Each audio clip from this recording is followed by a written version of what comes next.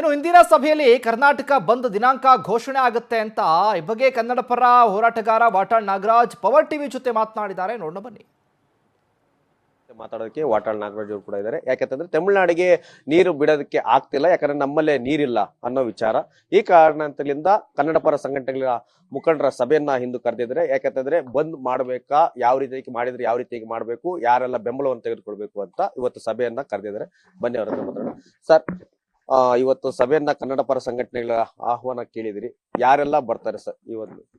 ಎಲ್ಲರನ್ನು ನಾವು ಬರಬೇಕು ಅಂತ ಹೇಳಿ ಪ್ರೀತಿಯಿಂದ ಅಭಿಮಾನದಿಂದ ನೆನ್ನೆನೂ ಕೇಳಿದ್ದೀವಿ, ಇವತ್ತು ನಿಮ್ಮ ಮೂಲಕ ಕೇಳ್ತಾ ಇದ್ದೀವಿ. ಎಲ್ಲರೂ ಬಂದ್ರೆ ಒಳ್ಳೇದು, ಬರೋದ್ರಿಂದ ಅದಕ್ಕೆ ಒಳ್ಳೆ ಶಕ್ತಿ ಬರುತ್ತೆ. ಇದರಲ್ಲಿ ಏನು ಯಾವ ರಾಜಕಾರಣ ಏನಿಲ್ಲ. ನಮ್ಮ ರಾಜ್ಯದ ಸಮಸ್ಯೆ ಬಗ್ಗೆ ನಾವು ಮಾತನಾಡಬೇಕಾಗಿದೆ. ಆ ದೃಷ್ಟಿಯಿಂದ ಎಲ್ಲರೂ ಬಂದ್ರೆ ಬಹಳ ಒಂದು ಬರಲೇಬೇಕು ಅಂತ ಕಳಕಳಿಯಿಂದ ಮನವಿ ಮಾಡ್ತೇನೆ. ಪ್ರಮುಖವಾಗಿ ಈ ಒಂದು ವಿಚಾರಕ್ಕೆ ಅತ್ಯಂತ ಅನ್ಯಾಯಕ್ಕೊಳಗಾಗ್ತಿರೋದು ರೈತರು. ರೈತ ಮುಖಂಡರನ್ನು ಏನಾದ್ರು ಕರಿತಿದ್ರಾ ಈ ಒಂದು ಇದಕ್ಕೆ? ಇಡೀ ರಾಜ್ಯದಲ್ಲಿ ಎಲ್ಲಾ ಚಳುವಳಿಗಾರರು, ಎಲ್ಲಾ ಸಂಘಟನೆ ಎಲ್ಲರನ್ನೂ ಕರೆದಿದ್ವಿ.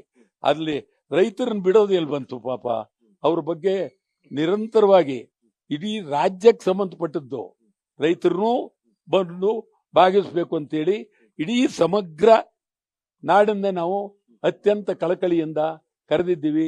ಈಗಲೂ ಕರಿತಾ ಇದ್ದೀವಿ, ದಯಮಾಡಿ ಬರಲಿ. ನಮ್ಮ ರಾಜ್ಯದಲ್ಲೇ ಕೇಂದ್ರದ 4 ಜನ ಸಚಿವರಿದ್ದಾರೆ, ಯಾರು ಕೂಡ ಧ್ವನಿ ಎತ್ತಲ್ಲ, ಕೇಂದ್ರದ ಜೊತೆ ಕೂಡ ಮಾತುಕತೆ ಆಡೋದಕ್ಕಾಗ್ತಿಲ್ಲ. ಅವ್ರ ಬಗ್ಗೆ ಏನ್ ಹೇಳ್ತೀರಾ? ಏನು ನಮಗೂ ಬೈದು ಎಲ್ಲಾ ಪದಗಳು ಹೊಟ್ಟೋಗಿದೆ. ಈಗ ಇನ್ನೇನ್ ಹೇಳ್ಬೇಕು ಅವ್ರನ್ನ ಅಂತ ಗೊತ್ತಾಗ್ತಾ ಇಲ್ಲ. ಮಂತ್ರಿಗಳಿಗೂ ಅವ್ರು ಯಾರು ಮಂತ್ರಿಗಳು ಅನ್ನೋದೇ ನಮ್ಮ ಜನಕ್ಕೆ ಗೊತ್ತಿಲ್ಲ. ಆ ಥರ ಆಗಿದೆ.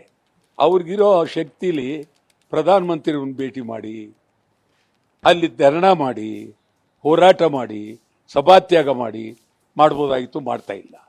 ಪಾರ್ಲಿಮೆಂಟ್ ಮೆಂಬರ್ ಸಂಪೂರ್ಣ ವಿಫಲರಾಗಿದ್ದಾರೆ. ಏನು ಇದೆಲ್ಲ ನೋಡಿದ್ರೆ ನಮ್ಮ ರಾಜ್ಯದ ಬಗ್ಗೆ ಇವ್ರಿಗೆ ಶಕ್ತಿನೇ ಇಲ್ವೋ ಅಥವಾ ಇವ್ರು ಬರೋದೇ ಇಲ್ವೋ, ಇವ್ರ ವಿಚಾರನೆ ಇವ್ರು ನೋಡಿ. ಈಗ ತಮಿಳ್ನಾಡಿನವರು ಮೊನ್ನೆ ಪಾರ್ಲಿಮೆಂಟ್ಲಿ ಅವ್ರು ಏನು ಹೇಳಿದ್ರು, ಮೇಕೆದಾಟಿಗೆ ಯಾರ ಅನುಮತಿ ಬೇಕಾಗಿಲ್ಲ ಅಂತ ತಕ್ಷಣ ಅವರು ಅಲ್ಲಿ ಗಲಾಟೆ ಮಾಡಿದ್ದಾರೆ. ನಮ್ಮವ್ರು ಇದಕ್ಕೆ ಏನು ಗಲಾಟೆ ಮಾಡ್ಬೋದು? ಏನು ಇಡೀ ಪಾರ್ಲಿಮೆಂಟ್ ಒಳಗೆ ಸಭಾತ್ಯಾಗ ಮಾಡ್ತೀವಿ ಅಂತೇಳಿ ಕೂಗಾಡಿದ್ರೆ ಇಡೀ ಪ್ರಪಂಚ ಸುದ್ದಿ ಆಗಿರೋದು. ಮಾಡಲಿಲ್ಲ ಅವರು, ಬಹಳ ನೋವಾಗುತ್ತೆ. ಈ ಸರ್ಕಾರಕ್ಕೆ ಏನ್ ಹೇಳ್ತೀರಿ ಸರ್? ಈಗಾಗಲೇ ಡೆಲ್ಲಿಗೆ ಕೂಡ ಹೋಗಿದ್ದಾರೆ ಸಭೆಗೆ. ಸರ್ಕಾರಕ್ಕೆ ಡಿ ಕೆ ಶಿವಕುಮಾರ್ ಗೊತ್ತಿಲ್ಲದೆ ಇರ್ತಕ್ಕಂಥದ್ದು ಏನಿದೆ? ಮೊದಲು ಮೇಕೆದಾಟಿಗೆ ಅವರು ಪಾದಯಾತ್ರೆ ಮಾಡಿದ್ರು ಬೆಂಗಳೂರಿಗೂ, ಒಂದು 10-15 ದಿವಸ. ಆಗ ಮೇಕೆದಾಟು ಬಂತು, ಕಾವೇರಿ ಬಂತು, ಎಲ್ಲ ಬಂತು. ಮತ್ತು ಈಗ ನಾಳೆ 5ನೇ ತಾರೀಕು, 3ನೇ ತಾರೀಕು ವಿಜಯನ್ ಕರೆದಿದ್ರು. ಬರ್ಬೋದು, ಬರದೇನು ಇರ್ಬೋದು. ಅವರು ಮೀಟಿಂಗ್ ಮಾಡ್ತೀವಿ ಅಂತೇಳಿ ಯಾವ ಮೀಟಿಂಗ್ ಮಾಡ್ತಾರೋ, ಏನು ಮಾಡ್ತಾರೋ ನೋಡ್ಬೇಕೀಗ.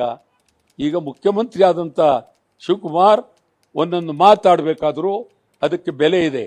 ಮಾತಾಡುವಾಗ ಈ ರಾಜ್ಯವನ್ನ ಯಾವುದೇ ಕಾರಣಕ್ಕೂ ಹಿಂದೆ ಬೀಳಬಾರದು, ಆ ರೀತಿ ಮಾತಾಡಬೇಕಾಗಿದೆ.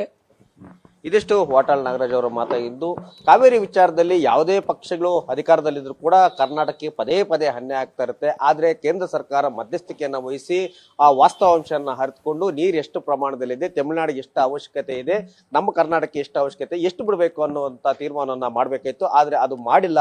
ಈ ಕಾರಣದಿಂದಾಗಿ ಕನ್ನಡ ಪರ ಸಂಘಟನೆಗಳು, ಆ ರೈತ ಮುಖಂಡರು ಎಲ್ಲರೂ ಕೂಡ ಇವತ್ತು ಒಕ್ಕರಲಾಗಿ ಆ ಬಂದ್ಗೆ ಕರೆಯನ್ನು ಕೂಡ ಕೊಟ್ಟಿದ್ದಾರೆ. ಇದಕ್ಕೂ ಬಂದ್ ಯಾವ ರೀತಿಯಾಗಿ ಇರುತ್ತೆ ಅನ್ನೋದನ್ನ ಕಾದ್ ನೋಡ್ಬೇಕಿದೆ. ಕ್ಯಾಮ್ರಾಮನ್ ಶಿಯರಿ ಜೊತೆ ಮಲಂಡಳಿ ಶಶಿಧರ್, ಪವರ್ ಟಿವಿ, ಬೆಂಗಳೂರು.